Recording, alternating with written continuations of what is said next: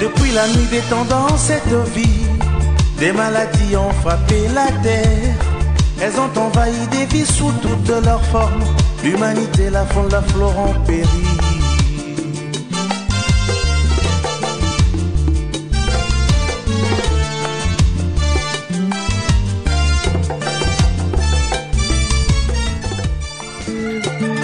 Depuis la nuit des temps dans cette vie, des maladies ont frappé la terre.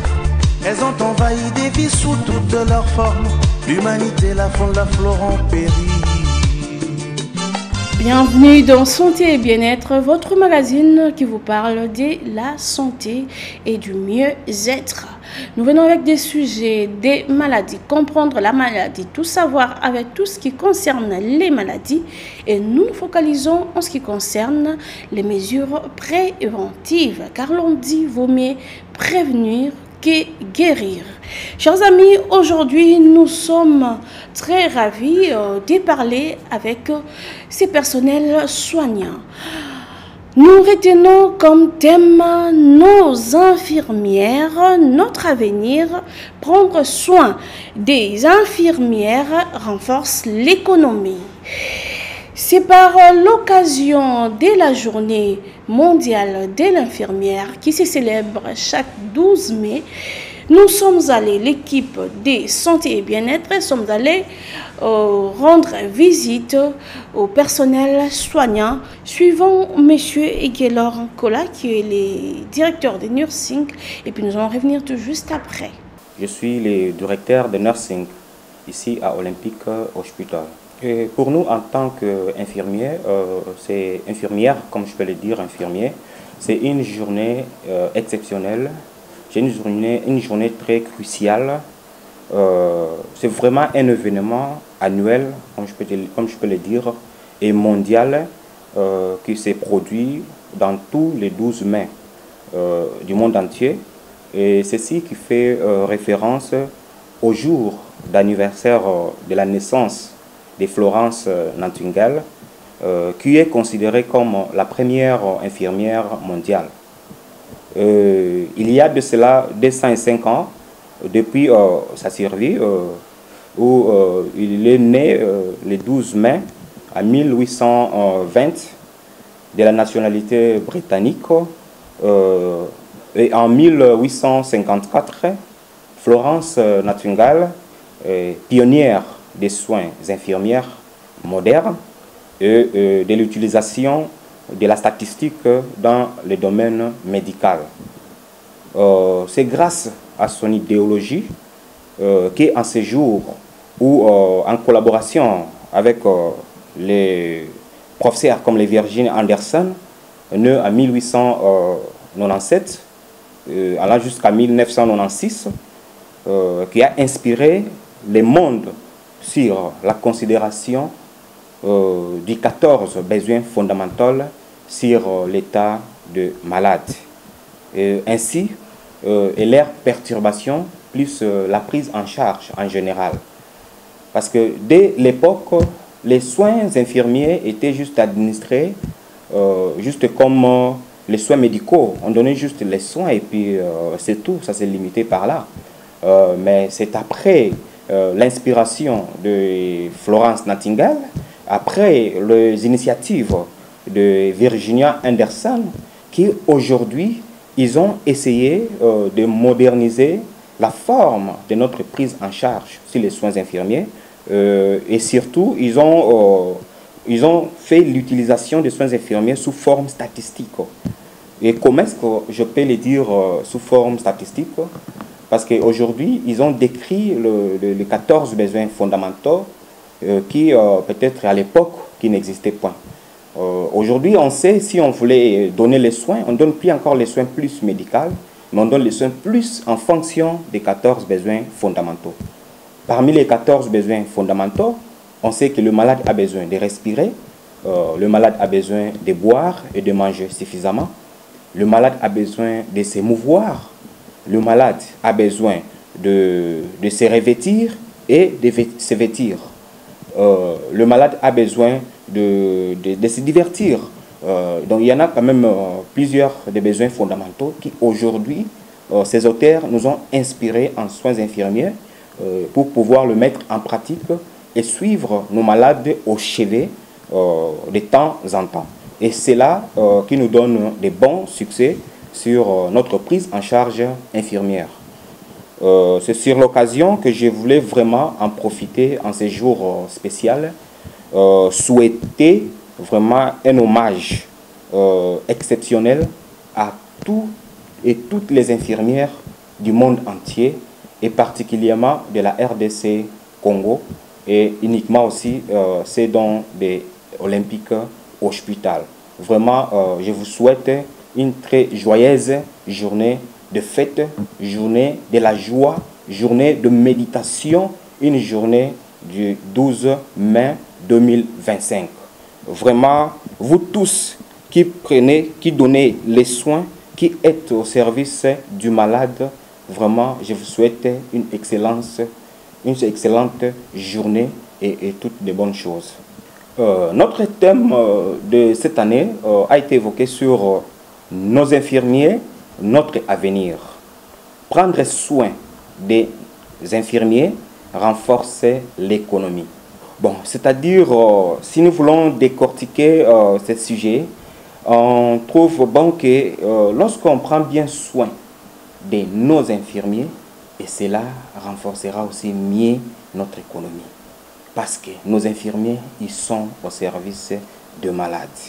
Lorsque nos infirmiers sont au service de malades, nos malades qui représentent la société qui représente le travail qui fait de la sorte de renforcer l'économie.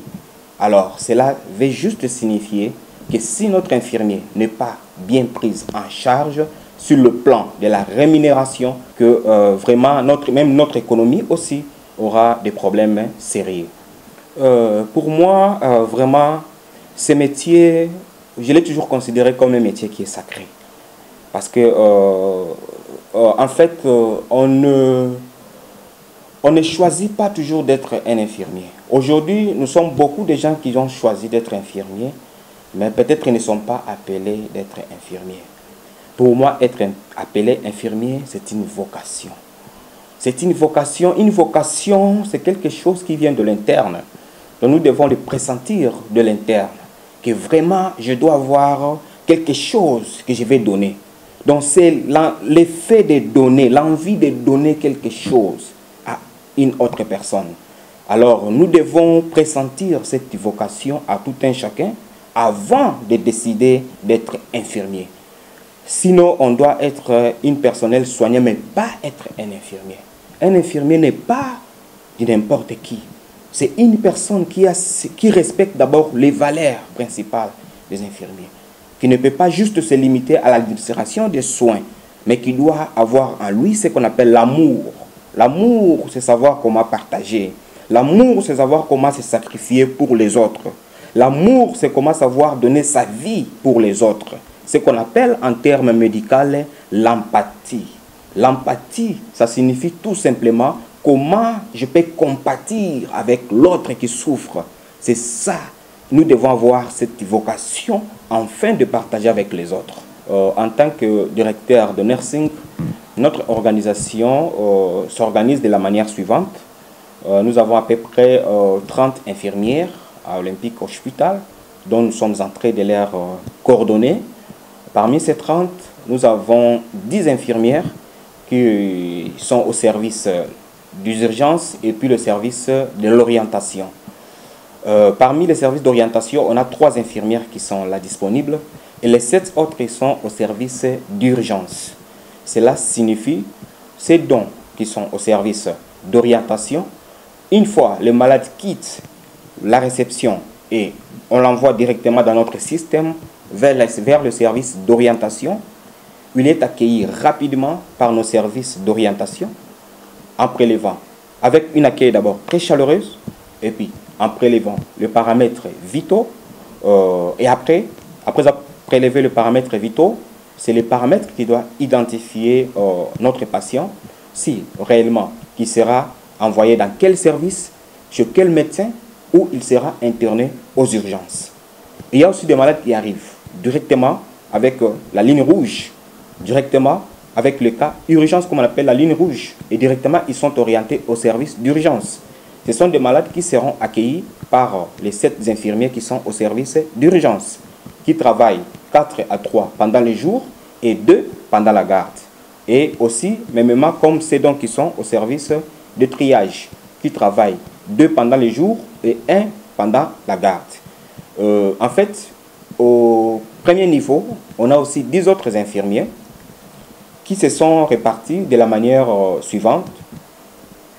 Nous avons 3 infirmiers qui sont du bloc opératoire, qui font du rotation. Ils travaillent en équipe avec ceux donc qui sont des gynéco-obstétriques.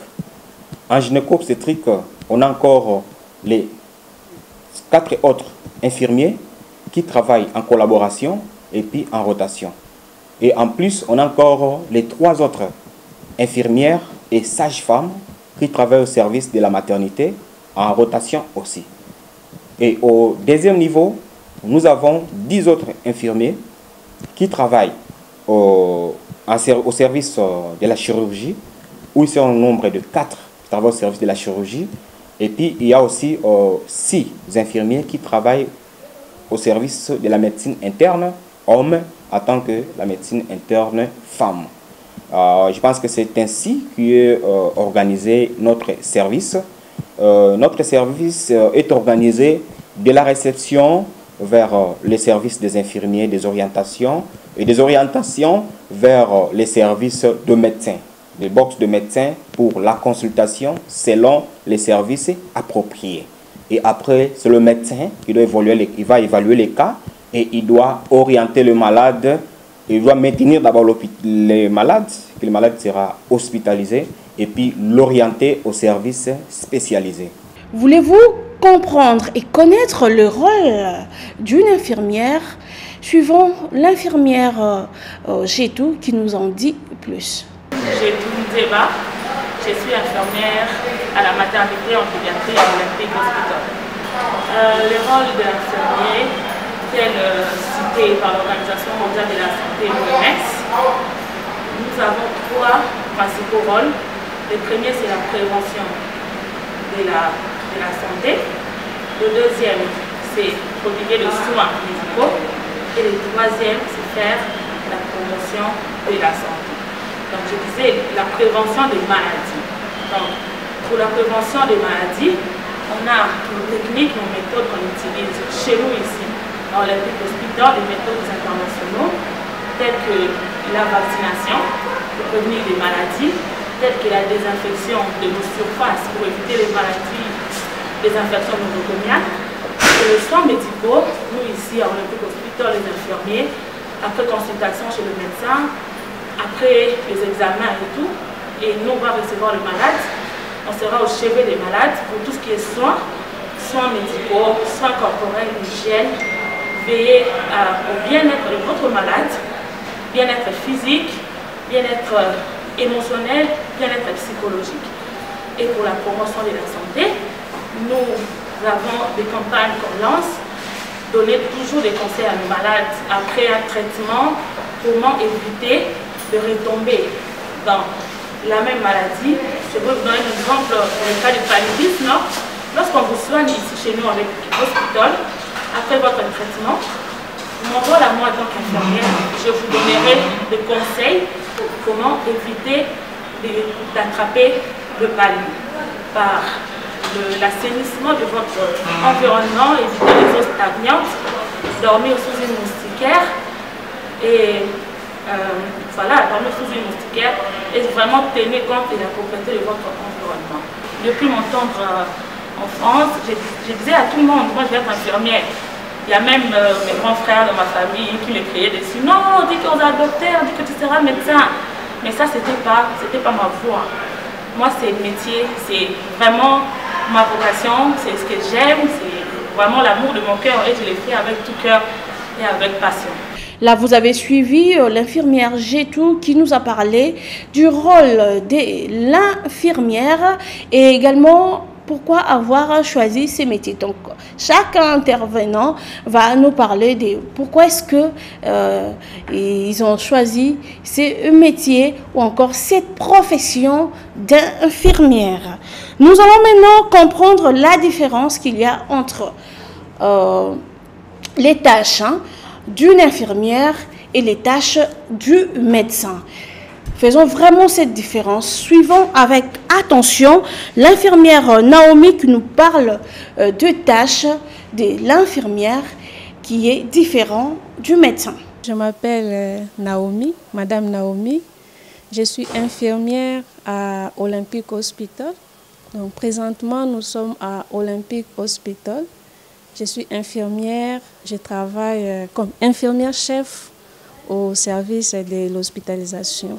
Les différentes tâches de l'infirmier et d'un médecin résident dans leurs responsabilités, dans leur rôle au sein de l'équipe médicale. Le médecin est responsable du diagnostic. C'est le médecin qui pose les diagnostics de la maladie et c'est lui qui établit la prescription médicale, donc les traitements appropriés pour cette maladie-là. Ça peut être un traitement médical ou un traitement chirurgical. Là, c'est les médecins qui s'en occupent. L'infirmier, quant à eux ou quant à elle, l'infirmière, elle s'occupe du malade, elle prend soin des données, les traitements qui ont été prescrits par les malades. Là, c'est les rôles, ce qui a été prescrit par le médecin. Là, c'est le rôle de l'infirmier. L'infirmier est là aux côtés du malade 24 heures sur 24, veiller à l'administration des soins, veiller à la prise des signes vitaux et aussi prodiguer certains conseils à ces malades-là. Voilà un peu la différence. Et aussi, les médecins ont une formation élargie par rapport à leurs facultés.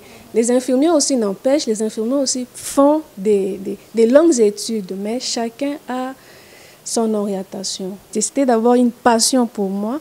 J'ai de la empathie et de la compassion pour les autres. Voilà pourquoi j'ai choisi ce métier. Nous déplorons la lecture que nous faisons dans ces pays. Nous constatons que l'infirmier est sous-estimés, pas par eux-mêmes, mais par les malades et voire même par notre gouvernement. Nous n'avons pas les mêmes points de vue que les médecins et pourtant nous travaillons tous pour les malades. Les médecins sont bien rémunérés, mais nous voyons que les infirmiers ne font que pleurnicher tout le temps au niveau du gouvernement pour essayer un peu de voir leur situation. Donc, une lecture pour dire vraiment, l'infirmier est sous-estimé ici dans notre pays par rapport à l'équipe médicale. Nous allons maintenant suivre l'infirmière Clémence qui nous parle des difficultés rencontrées. Elle aussi va nous dire pourquoi est-ce qu'elle a choisi cette profession d'infirmière. C'est une vocation et c'est héréditaire aussi. Ma mère est infirmière. Pour moi, prendre soin des patients est une charge pour moi que je dois donner. Quand je prends soin des malades, je me trouve un peu soulagée. C'est une vocation depuis l'enfance. Des conditions dans notre métier tellement un peu compliquées sur toutes les étapes. Je peux dire d'abord par rapport à notre horaire, l'horaire qui est surchargé. L'infirmière n'a pas un horaire précis. Tu peux quitter à la maison pour venir travailler et vous rencontrez beaucoup de travaux, des urgences. Des fois, on double les services. Et la difficulté le plus touchant, c'est quand tu te donnes à sauver une vie et qu'après, cette personne est partie. Vraiment, ça nous touche beaucoup. Et aussi, le manque de considération pour l'infirmière. Ici, en République démocratique du Congo, je ne sais pas, en Afrique, nous voyons que l'infirmière n'est pas vraiment considérée comme il se doit. Quand on parle de métier médical, on voit plus le médecin que les infirmières. Et pourtant, les infirmières passent beaucoup de temps au chevet des malades. Nous prenons beaucoup soin des malades, mais après, même au niveau du gouvernement, on n'est pas vraiment considéré. Et notre rémunération au niveau du gouvernement est 5 fois moins que le médecin. C'est là aussi, ça ne nous motive pas. Si on pouvait résoudre ces cas, ça pourra aussi nous faire du bien et nous encourager. Sur les plans aussi d'effectifs mondial, ça se parle mondialement. Vraiment, on parle des sous-effectifs de l'infirmière. Vous pouvez arriver à faire plusieurs tâches par manque d'effectifs, et les 15 heures de la nuit, et faire même des heures supplémentaires. Les jours suivants, vous allez encore retourner au travail. Nous sommes obligés de gérer les émotions sur les plans professionnels, la vie privée aussi, et donner le meilleur de nous-mêmes. Mais nous voulons que cela soit aussi vraiment réalisé et que le gouvernement porte son aide sur nous, ça nous fera du bien. À toute personne qui me suit à ces moments, je suis là que pour faire ce travail, c'est mon métier que j'ai choisi d'abord. Je prêtais serment pour sauver des vies, premièrement. Et je ne peux pas me limiter seulement au niveau financier, gouvernement et consorts. Je ferai mon travail. Et à ce que concerne le gouvernement, j'aurais aussi préféré que le gouvernement jette un coup d'œil sur le personnel soignant. Nous sommes vraiment négligés, nous sommes vraiment délaissés.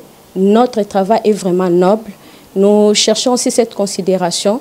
Nous voulons aussi que le valeur des infirmières soit aussi élevée dans notre pays. Cela nous motivera aussi à sauver encore de vies plus. Pour enfin chuter, nous allons suivre l'infirmier Gabi qui nous parle des préventions. Parce que ici, dans cette émission, avant de clôturer, nous parlons toujours des préventions des maladies. Souvent, on accuse le corps médical pour dire que voilà, il y a des malades qui vont contracter d'autres maladies en lieu et place de la guérison. Par manque d'une bonne hygiène, par manque des installations qui sont conformes, par manque de l'asepsie que ne pratiquent pas vraiment certains corps médicaux. Donc le médecin ou encore l'infirmière peut transmettre les germes d'un malade à l'autre par manque d'asepsie ou par manque d'une bonne manipulation des matériels. Suivant l'infirmier Gabi, il va se présenter et puis il va nous parler des infections nosocomiales. Oui, les infections nosocomiales, c'est vraiment une notion réelle. Au niveau des hôpitaux, les malades peuvent venir avec la maladie X et arriver à l'hôpital et attraper la maladie Y. C'est vraiment réel. Il y a des malades comme ça que nous voyons à l'hôpital. Donc cela, c'est aussi la faute de l'hôpital, puisque l'hôpital n'a pas pris toutes les mesures pour empêcher à ce qu'une autre maladie puisse être attrapée. Les malades qui viennent avec sa maladie ne peuvent pas encore attraper une autre maladie à l'hôpital. Donc c'est vraiment l'erreur de l'hôpital de tout mettre en œuvre pour que les malades, quand ils arrivent, qu'ils trouvent la guérison au lieu d'attraper encore une autre maladie. Donc c'est l'hôpital qui doit tout faire, qui doit garantir la maladie pour que la malade ne contracte pas une autre maladie au sein de l'hôpital. Quelles sont les causes de ces infections nosocomiales? Bon, les infections nosocomiales ont des origines. Nous appelons les causes endogènes, c'est-à-dire les causes internes, et puis les causes exogènes, c'est-à-dire ce qui vient du dehors.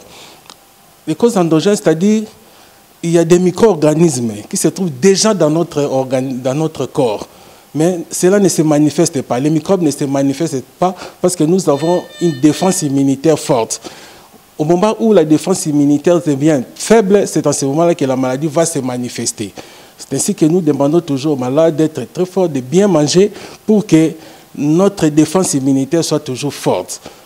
Puisque quand on ne mange pas bien, la défense immunitaire va tomber en faillite et on peut attraper n'importe quelle maladie. Et il y a aussi des causes exogènes, c'est-à-dire ce qui vient en dehors des malades. Le malade est venu avec la maladie X, mais arrivé au niveau de l'hôpital, une autre personne apporte la maladie. Donc, la maladie qu'elle doit avoir là, ça vient d'une autre personne. Une autre personne là peut être les voisins malades, ça peut être les visiteurs, ça peut être le personnel aussi de l'hôpital, ça peut être aussi l'environnement. C'est-à-dire, un autre malade peut donner une autre maladie à une autre personne. Comment? Vous êtes dans la chambre A, vous quittez votre chambre pour aller dans la chambre B. Or, vous n'avez pas les mêmes pathologies, donc c'est-à-dire vous amenez à l'autre la maladie que vous avez et que lui n'avait pas. Ça peut être aussi un visiteur qui vient du dehors de l'hôpital. Il arrive à l'hôpital, on ne sait pas ce qu'il a porté comme aliment ou quoi. Ça peut aussi infecter les malades à l'hôpital. Bon, pour éviter tout ça, pour prévenir tout ça, il faut prendre 3 mesures nécessaires. D'abord, il faut l'hygiène hospitalière. Il faut prendre des mesures d'hygiène très rigoureuses, c'est-à-dire le lavage des mains et l'application des solutions hydroalcooliques à l'hôpital. C'est ainsi que nous demandons, vous allez voir chez nous ici à l'Olympique, on a toujours des solutions hydroalcooliques que nous appelons désinfectants. Puisqu'à tout moment que le personnel soignant circule avec son chariot, quand il touche malade X, pour aller faire malade Y, il doit nettoyer les mains, il doit appliquer les solutions hydroalcooliques. Il faut aussi bien faire nettoyer les surfaces.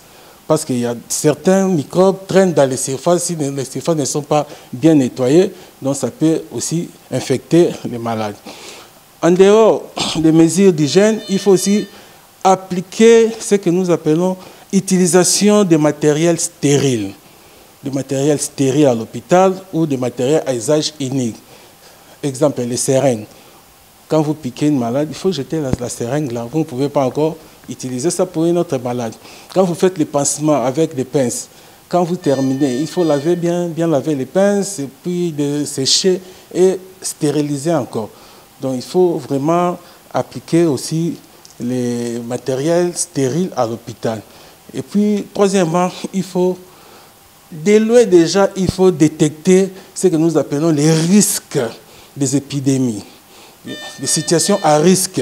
C'est-à-dire une épidémie peut se prononcer. Déjà, l'hôpital doit prendre toutes les précautions nécessaires pour éviter à ce que l'épidémie puisse entrer au sein de son hôpital. Et pour bien aider les gens, j'ai choisi le métier d'infirmier pour avoir la compassion envers les autres, avoir ce cœur-là de maman. Vous avez le cœur de maman. Les mieux être d'infirmier. En tout cas, on en a vu des thèmes. Je constate que ce sont plus des slogans. Ce sont plus des slogans, mais ce ne sont pas des réalités. On parle de bien-être de l'infirmier, mais l'infirmier là n'est pas bien. On ne prend pas soin de lui. Il est négligé, il est abandonné, tout ça. Mais le thème est bien choisi. Le thème est bien choisi. Parler de bien-être de l'infirmier, mais l'infirmier, quand vous allez voir comme ça, il n'est pas bien. Il n'est pas bien. On ne met pas dans des conditions qu'il faut.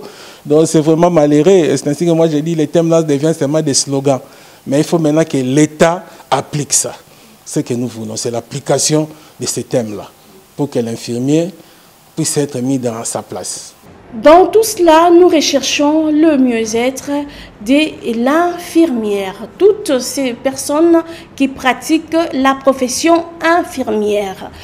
D'où le thème était « Nos infirmières, notre avenir, prendre soin de l'infirmière renforce l'économie ». C'était là le thème choisi pour cette année 2025 pour la célébration de la journée internationale de l'infirmière.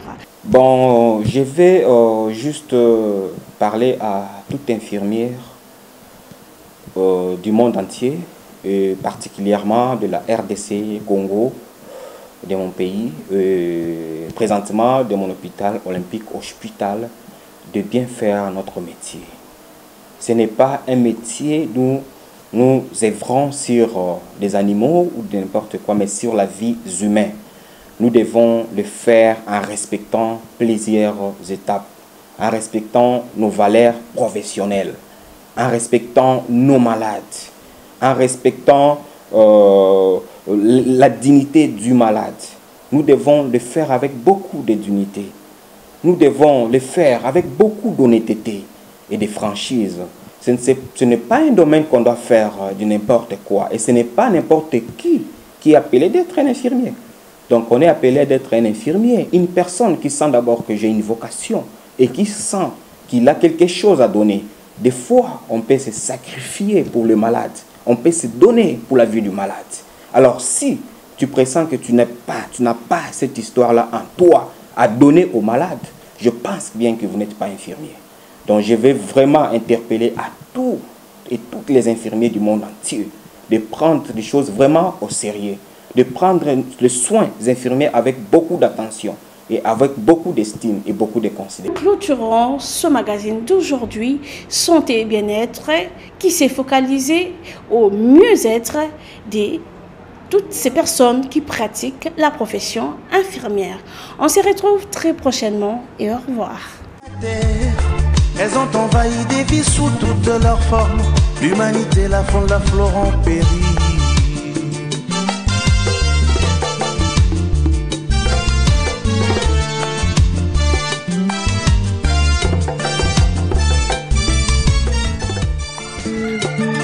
Depuis la nuit des temps dans cette vie, des maladies ont frappé.